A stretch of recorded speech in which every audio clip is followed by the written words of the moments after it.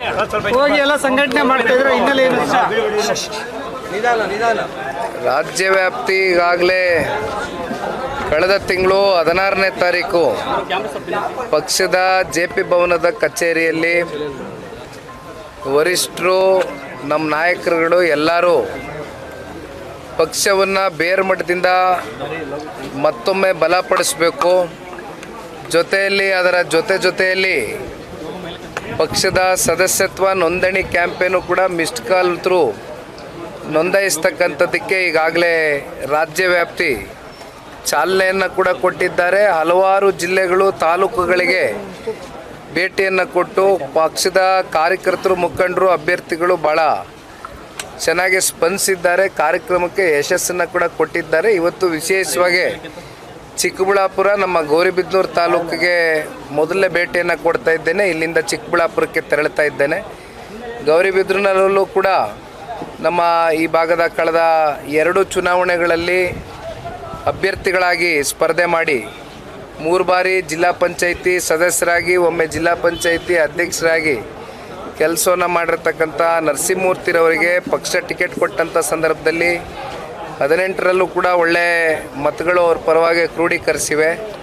ಮುಂಬರ್ತಕ್ಕಂಥ ದಿನಗಳಲ್ಲಿ ಇಲ್ಲಿರ್ತಕ್ಕಂಥ ಎಲ್ಲ ಸ್ಥಳೀಯ ಮುಖಂಡರುಗಳು, ಕಾರ್ಯಕರ್ತರಲ್ಲಿ ಇನ್ನು 3 ವರ್ಷ ಈ ಸರ್ಕಾರದ ವೈಫಲ್ಯತೆಗಳು, ಭ್ರಷ್ಟಾಚಾರ, ಹಗರಣ ಹಾಗೂ ಆಡಳಿತದಲ್ಲಿ ಆಗ್ತಾ ಇರ್ತಕ್ಕಂಥ ಕುಸಿತ ಇವೆಲ್ಲವನ್ನು ಕೂಡ ಇವತ್ತು ತಾಲೂಕಿನ ಜನತೆಯ ಗಮನಕ್ಕೆ ತಗೊಂಡು ಹೋಗ್ತಕ್ಕಂಥ ಕೆಲಸ ಮಾಡಬೇಕು. ಜೊತೆಯಲ್ಲಿ ಪಕ್ಷವನ್ನು ಕೂಡ ಸಂಘಟಿಸುವ ಮೂಲಕ ಮುಂಬರ್ತಕ್ಕಂಥ ಕಾರ್ಯಕರ್ತರ ಚುನಾವಣೆ ಏನಿದೆ, ಗ್ರಾಮ ಪಂಚಾಯಿತಿ, ZPTP ಚುನಾವಣೆ, ಅವೆಲ್ಲದರಲ್ಲೂ ಕೂಡ ನಿಷ್ಠಾವಂತ ಕಾರ್ಯಕರ್ತರಿಗೆ ಪಕ್ಷ ಟಿಕೆಟನ್ನು ಕೊಟ್ಟು ಒಂದು ಶಕ್ತಿನ ತುಂಬಿಸ್ತಕ್ಕಂಥ ಕೆಲಸ ಮಾಡ್ತೇವೆ ಅಂತಕ್ಕಂಥ ಸಂದೇಶವನ್ನು ಕೊಟ್ಟಿದ್ದೇವೆ.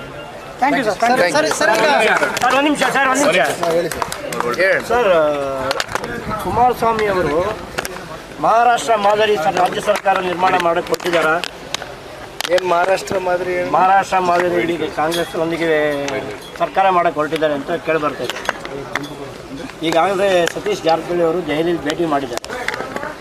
ನೋಡಿ, ಒಂದು ಮಾತನ್ನು ಹೇಳ್ತೇವೆ, ರಾಜ್ಯದ ಜನತೆ ಈಗಾಗಲೇ ಕಾಂಗ್ರೆಸ್ಗೆ ಸಂಪೂರ್ಣ ಬಹುಮತವನ್ನು ಕೊಟ್ಟಿದ್ದಾರೆ. 136 138 ಅದು ಎಷ್ಟೋ ಸ್ಥಾನದ ಶಾಸಕರನ್ನು ಕೂಡ ರಾಜ್ಯದ ಜನತೆ ಆಯ್ಕೆ ಮಾಡಿದ್ದಾರೆ. ಯಾವ ಕಾರಣಕ್ಕೂ ಕೂಡ ವಾಮ ಮಾರ್ಗವನ್ನು ಹಿಡಿತಕ್ಕಂಥ ಪ್ರಶ್ನೆ ಇಲ್ಲ. ಈ 3 ವರ್ಷ ವಿರೋಧ ಪಕ್ಷವಾಗಿ ಜನತಾದಳ ಪಕ್ಷ ರಾಜ್ಯದ ಜನತೆಯ ಸಂಕಷ್ಟಕ್ಕೆ ಸ್ಪಂದಿಸ್ತಕ್ಕಂಥದ್ದಷ್ಟೇ ಅಲ್ಲ, ರಾಜ್ಯ ಸರ್ಕಾರ ಹಂತದಲ್ಲೂ ಇವತ್ತೇನು ಎಡುತ್ತಾ ಇದೆ ಪ್ರತಿಯೊಂದು ವಿಚಾರದಲ್ಲೂ, ಇವೆಲ್ಲವನ್ನು ಇವತ್ತು ಜನತೆ ಮುಂದೆ ತಗೊಂಡು ಹೋಗ್ತಕ್ಕಂಥ ಒಂದು ಹೋರಾಟದ ಪ್ರಯತ್ನವನ್ನು ನಾವು ಮಾಡ್ತೇವೆ. ಅಂತಿಮವಾಗಿ ಮುಂಬರ್ತಕ್ಕಂಥ ವಿಧಾನಸಭಾ ಸಾರ್ವತ್ರಿಕ ಚುನಾವಣೆಯಲ್ಲಿ ಜನತೆಯ ಸಂಪೂರ್ಣ ವಿಶ್ವಾಸವನ್ನು ಗಳಿಸುವ ಮೂಲಕ ಜನತಾದಳ ಪಕ್ಷ ಮತ್ತು ಭಾರತೀಯ ಜನತಾ ಪಾರ್ಟಿಯ ಸಮ್ಮಿಶ್ರ ಸರ್ಕಾರ ಈ ರಾಜ್ಯದಲ್ಲಿ ರಚನೆ ಆಗುತ್ತೆ. ಅಲ್ಲಿವರೆಗೂ ಯಾವ ವಾಮ ಮಾರ್ಗವನ್ನು ತಗೊಳ್ತಕ್ಕಂಥ ಪ್ರಶ್ನೆ ಇಲ್ಲ. ಜೈಲಿನಲ್ಲಿ ಉಗ್ರರಿಗೆ ರಾಜಾತಿಥ್ಯ ನೀಡ್ತಾ ಇದ್ದಂತೆ ಅಶೋಕ್ ಅವರು ಈಗಷ್ಟೇ ಹೇಳ್ತಿದ್ದಾರೆ. ಯಾರಿಗಣ ಉಗ್ರರಿಗೆ ರಾಜಾತಿಥ್ಯ ನೀಡ್ತಾ ಇದ್ದಾರೆ ಅಂತ ಹೇಳ್ಬಿಟ್ಟು ಈಗಷ್ಟೇ ಆರೋಪವರು ಈಗ ಆರೋಪ ಮಾಡಿ ಪ್ರೆಸ್ ಮೀಟ್ ಮಾಡಿ ಆರೋಪ ಮಾಡಿದ್ದಾರೆ. ನಾನು ವಿಚಾರ ಗಮನಿಸ್ತೀನಿ, ಬನ್ನಿ ರಾಜ್ಯಾಧ್ಯಕ್ಷರಾಗಬೇಕು ನಿಖಿಲ್ ಕುಮಾರಸ್ವಾಮಿ ಅವರು ಅಂತ ಒಂದು ಹೇಳಿಕೆ. ಪಕ್ಷದ ಕಾರ್ಯಕರ್ತರು, ಮುಖಂಡರು, ಅಭಿಮಾನಿಗಳು ಏನೇ ಹೇಳ್ಬೋದು, ಬಟ್ ನಾನು ಇಲ್ಲಿ ಯಾವುದೇ ಒಂದು ಹುದ್ದೆಗೆ ಆಸೆ ಪಟ್ಟು ಇವತ್ತು ಈ ಪ್ರವಾಸ ಮಾಡ್ತಾ ಇರ್ತಕ್ಕಂಥದ್ದಲ್ಲ. ನನಗೆ ಒಟ್ಟಾರೆಯಾಗಿ ಪಕ್ಷ ಸಂಘಟನೆ ಆಗಬೇಕು. ಅದರ ರಿಸಲ್ಟು ಮುಂದಿನ ವಿಧಾನಸಭಾ ಚುನಾವಣೆಯಲ್ಲಿ ನಾವು ನೋಡಿದಾಗ ಬಹುಶಃ ಒಬ್ಬ ಪಕ್ಷದ ಕಾರ್ಯಕರ್ತರಾಗಿ ನನಗೆ ಅದಕ್ಕೆ ಸಿಗ್ತಕ್ಕಂಥ ತೃಪ್ತಿ ಇನ್ನು ಯಾವ ಸ್ಥಾನದ ಅಪೇಕ್ಷೆಯನ್ನು ನಾನು ಇಟ್ಕೊಂಡಿಲ್ಲ.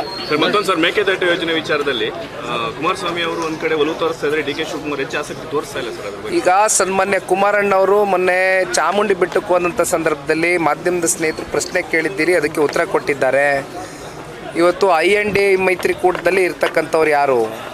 ಒಂದು ಕಡೆ ಕಾಂಗ್ರೆಸ್ನವ್ರು ಇದ್ದಾರೆ, ಜೊತೆಯಲ್ಲಿ ತಮಿಳುನಾಡಿನ ರಾಜ್ಯ ಸರ್ಕಾರ, ಅಲ್ಲಿನ ಮುಖ್ಯಮಂತ್ರಿಗಳು, ಅಲ್ಲಿನ ಪಕ್ಷ ಇವತ್ತು ಕಾಂಗ್ರೆಸ್ನವ್ರ ಜೊತೆಗೆ ಕಳೆದ ಸಂಸತ್ ಚುನಾವಣೆಯಲ್ಲೂ ಕೂಡ ಜೊತೆಯಲ್ಲಿ ನಿಂತಿರ್ತಕ್ಕಂಥದ್ದನ್ನ ನಾವು ನೋಡಿದ್ದೇವೆ.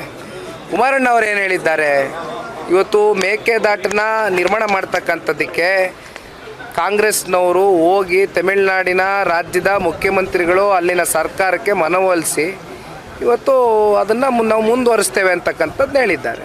ಅನುಮತಿಯನ್ನು ತಗೊಂಡು ಬನ್ನಿ. ಅದರಲ್ಲಿ ನಮ್ದು ಏನೂ ಅಭ್ಯಂತರ ಇಲ್ಲ. ಯಾಕೆಂದರೆ ಇವಾಗ ಅಂತಿಮವಾಗಿ ಏನು ರೈತರಿಗೆ ಒಳ್ಳೇದಾಗಬೇಕಷ್ಟೆ.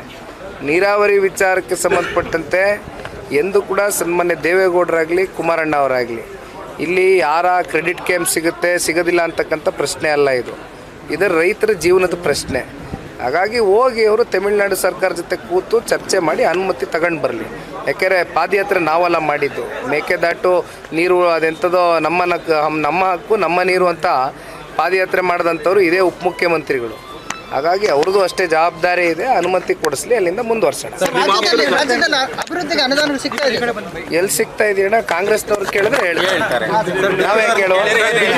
ಸ್ವಾದಿಷ್ಟತೆಯ ಸ್ವಾದ, ತಾಜಾತನದ ಆಹ್ಲಾದ, ಉತ್ತಮ ಆರೋಗ್ಯ ಮತ್ತು ಹೆಚ್ಚಿನ ರೋಗ ನಿರೋಧಕ ಶಕ್ತಿಯ ವೃದ್ಧಿಗೆ ಈಗ ನಿಮಗೆ ಸಿಗುತ್ತಿದೆ ಉತ್ತಮ ಗುಣಮಟ್ಟದ ಪೌಷ್ಟಿಕಾಂಶ. Shri Vaidik millet health mix, ಇದು ಸಿರಿಧಾನ್ಯಗಳ ಸಂಪತ್ತು.